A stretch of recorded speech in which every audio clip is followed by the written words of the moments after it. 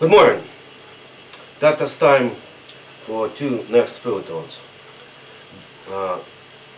Its numbers 370 and 371 as counted since July 2017.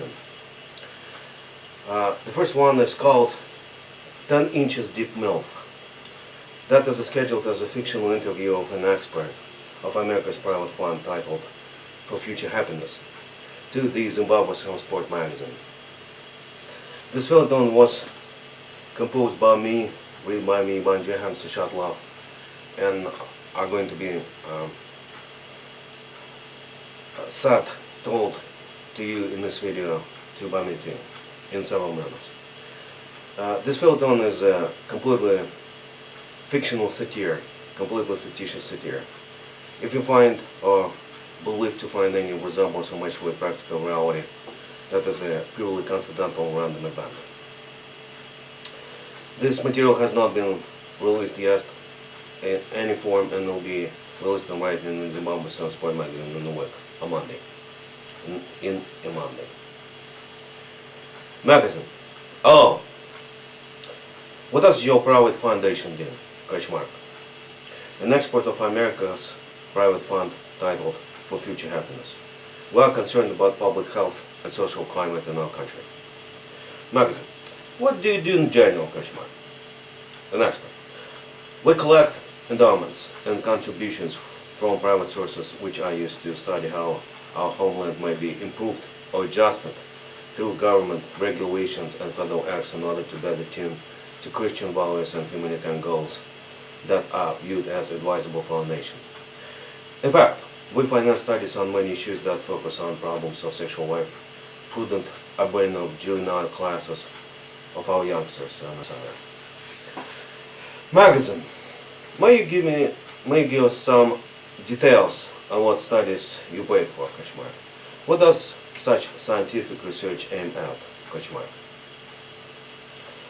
Expert. For instance, there's a century-old dispute or discussion what age is best, most proper for disclosure to be done by adults to kids, revealing all aspects of sexual life. I mean in its technical details and parameters. Recall that this issue was considered top importance since Hollywood and other movie producers brought up lots of contentious motion pictures where lovers showed their tricks in bed and nakedness.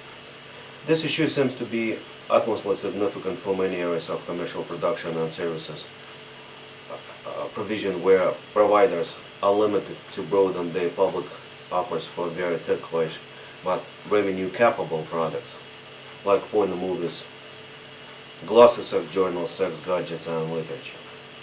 These producers ain't happy with multiple restrictions that would set on them, explained necessary to maintain strict level of public health to protect minors and kids from erosion of lustfulness and lechery. The ground criticism of such austere measures about plenty of experiments and studies that were done by leading scholars who are top national experts in this research. Magazine. What is today's situation with admissible disclosure to kids about sex, intimacy, intercourse, honeymoons, and lewd tricks? Expert.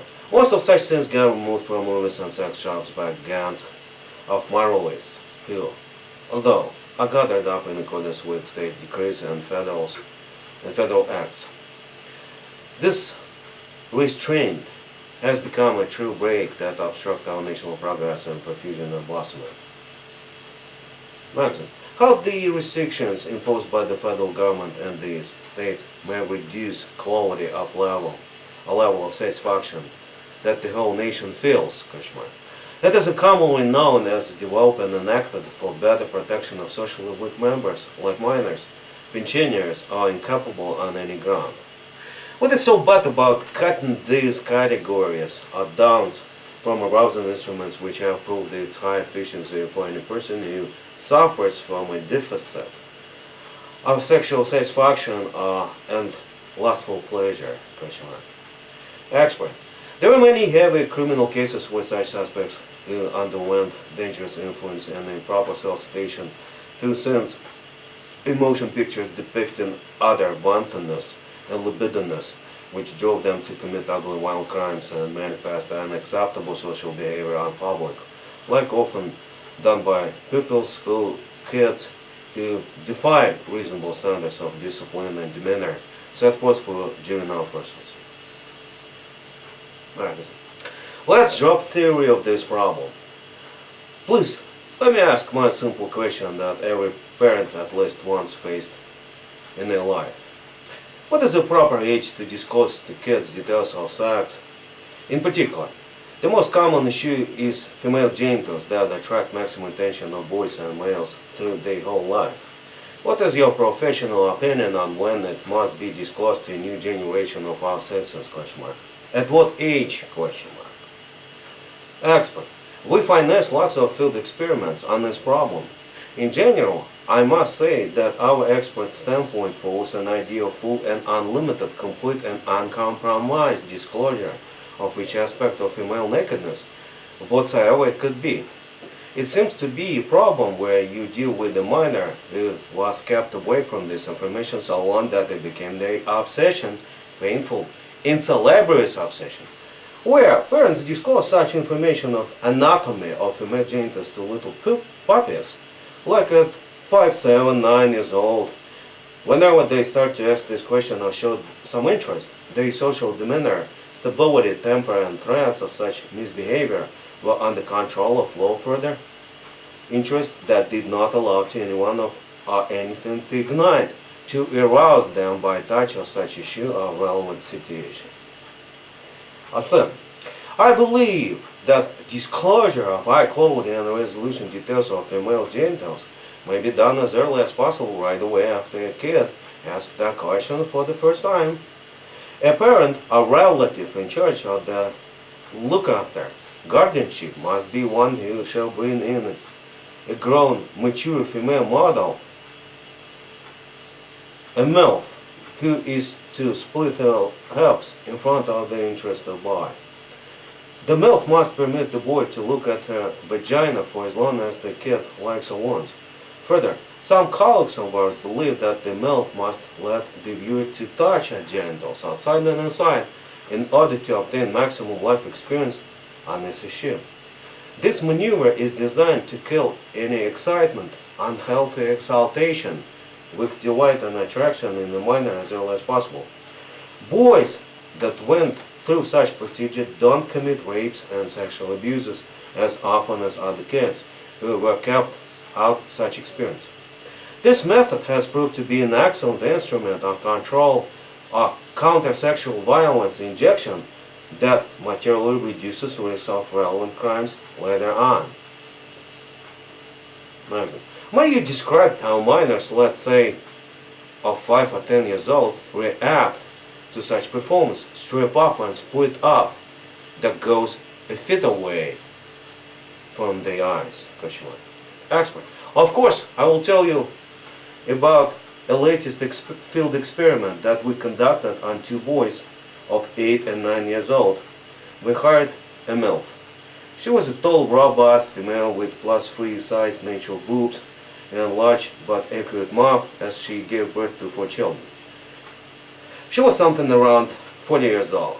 We paid her $1,000 for the show for as long as the children would wish to watch her vagina, touch it on the surface and inside. She took a shower, came into our room fully naked on high heels and brown stockings with laces around her hips. She also wore a knitted mask that was nothing different from her fishnet stockings. Of course, her genitals and teeth weren't covered. Then she sat on a chair and spread her long legs, far wide but put at the side on elbow mounts fixed to sides of the chair. Her mouth widened just before their open eyes. The boys were told that they may approach her genitals as close as they wished. She began to explain them what is what on her naked body and what is for. They seemed deeply touched but not excited watching her show and listening her story. But when she pulled her labia minor wider with her fingers, they winced at her motion. She bared her terribly large vagina orifice that looked like a huge black hole, a tunnel, like a cave that was made by that is usually made by swallows in the sandbanks of a river.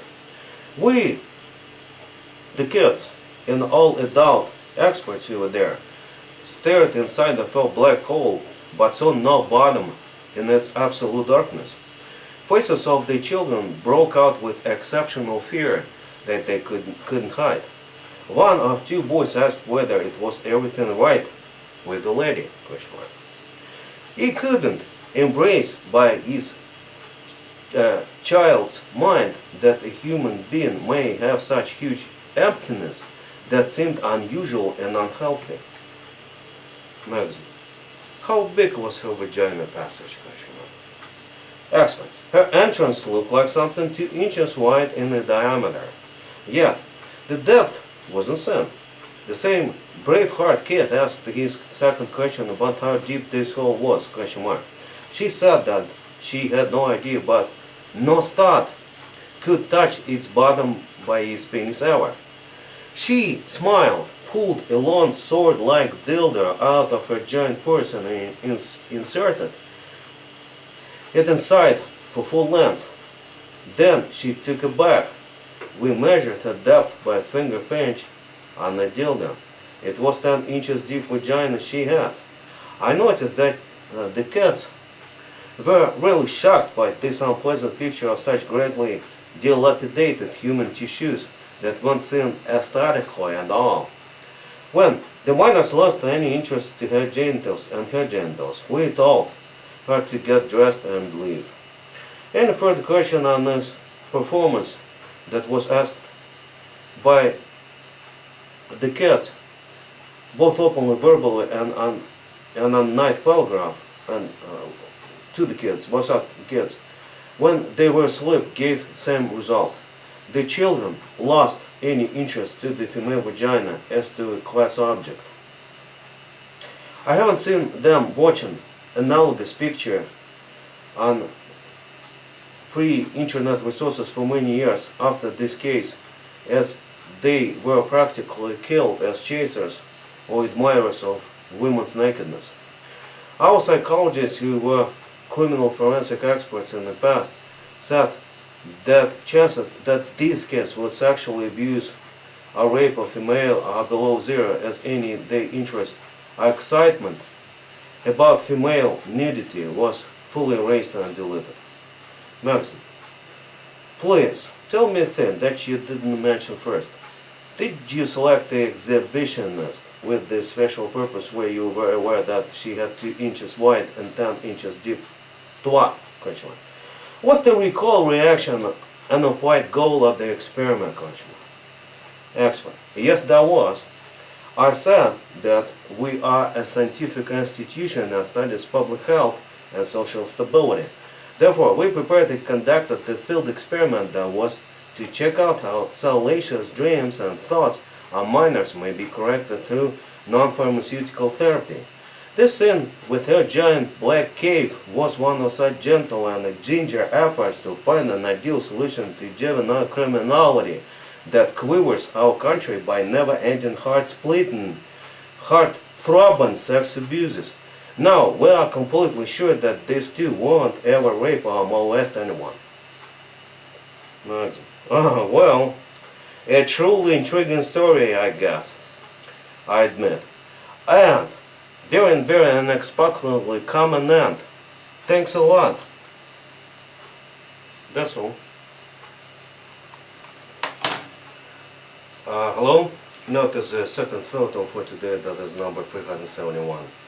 It's counted since July 2017. It is called Swindlers of My Dream. It is scheduled as a fictional interview of an average TV viewer to the Zimbabwe Sport magazine. This video is completely and ultimately fictional and fictitious material and content. Any resemblance or match with the practical reality that you find or believe to find is purely coincidental and random event. That was written and sold by me, Andrei Hamster Shatalov, and I will tell this story to you in this video personally in a minute. Maxim, good afternoon. Kashyap. You wrote us a letter where you shared some very unusual views on modern classical music and its performance done by professional symphony orchestras. I of course wouldn't wish to precipitate some fantastic conclusion that you prove in your right. Therefore, please tell our readers what you noticed when watched classical concerts performed by large groups of professional musicians on TV, Kashyap.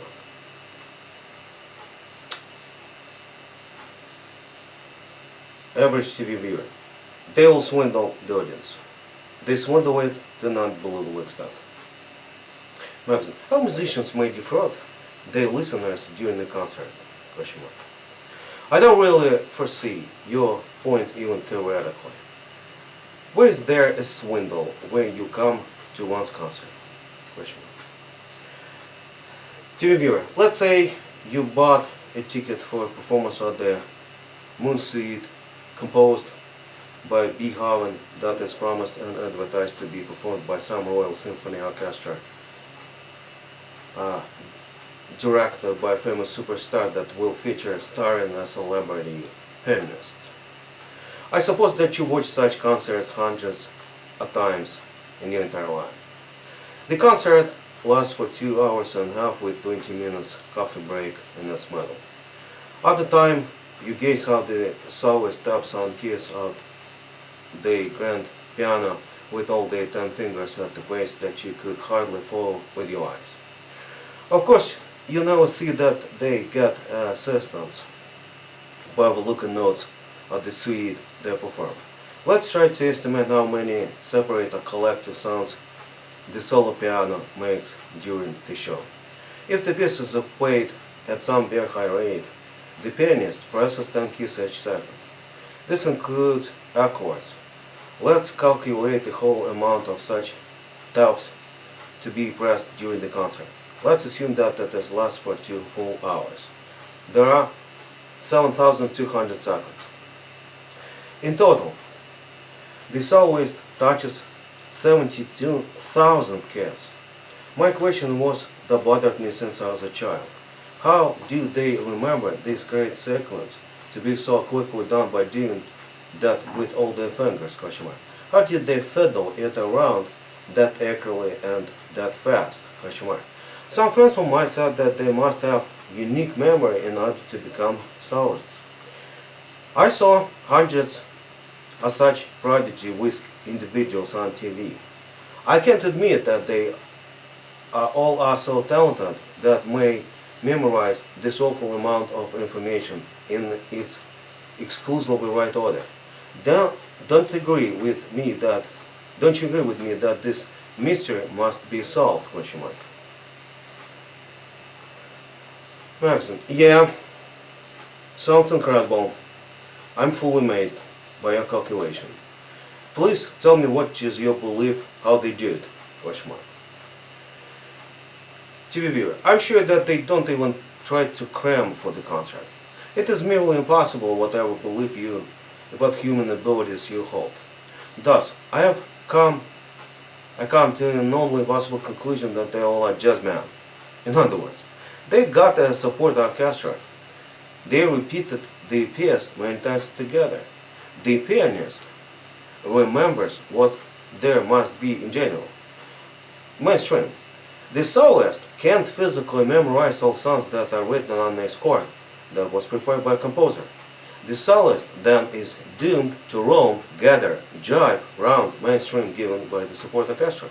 Such style of performance is called jazz. When you see a poster straight up where it says that a celebrity piano player will perform various suites with the grand orchestra, that means that they simply swindle you, as they don't intend to perform the set suites as that was written by its author. They will attempt to give the audience the more or less accurate interpretation, roughly matching its original score, known from a library of classical music. Next, I agree that you guess looks very reasonable to what I can't immediately find a material counter-argument. Nevertheless, didn't you try to check out whether they really missed the score when they performed the concert? I suppose that we could just look at the very beginning of the concert through a slowed-down progress replay of photo screens where we could see what they touch in effect and compare it with the original score that was announced as would be performed. Does it make any sense? TV viewer. Sure it does. I did. They plug something around the A's starting from the very outset of the concert. Magazine. If to assess number of mistakes, I mean keys that were tapped otherwise than was written by the creator. What accuracy do they show? What is your computation?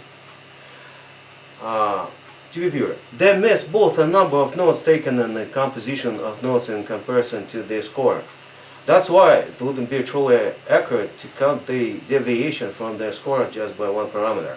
Though I watched a few concerts on my TV to assess such parameters, I discovered that some super piano stars' match was less than 60% to what it must have been there pursuant to the original writing of the notes found by me in the library. I found this situation odious, ridiculous, and it may be faithfully addressed as financial fraud. Neither more nor less. As they solicit and accept great payments for the performance, they must perform what was covered and promised in the offer to buyers. Where they tender such wrong implementation, they defraud the visitors, speaking legally. Under principles of common law, they must be charged with counts selected in accordance with the applicable criminal code. Magazine. What was the best rate of match that you discovered watching videos? TV viewer, 80% through the whole concert. I think that this precision does not fall under bounds of innocence set forth by criminal law either. So eventually, world's leading symphony orchestras are crooks who defraud customers by pushing to them phony, awry, bent music. They are bloody twisters who bugger us around. Magazine. Have you submitted any complaint or application to law enforcement agencies seeking prosecution for them? To I fear that they could assassinate me or lay out a contract on me, as I never heard that anyone accused them of doing crime. It must be that no one ever spotted false topping. This means that musicians are so strong and rich they could insert a gag into anyone's sandwich. Whatever such stuff would be good enough to restrain the whistleblower from the pursuit after the frauds. Wow. Our time seems to be gorgeous but real awful. Ladies and gentlemen in brilliant gowns and tuxedos with bow ties who artfully operate violins and trumpets, erase innocent bowlers to kill the rap. I never thought that there was such surprising aspect of classical music. Thanks a lot, sir, for coming.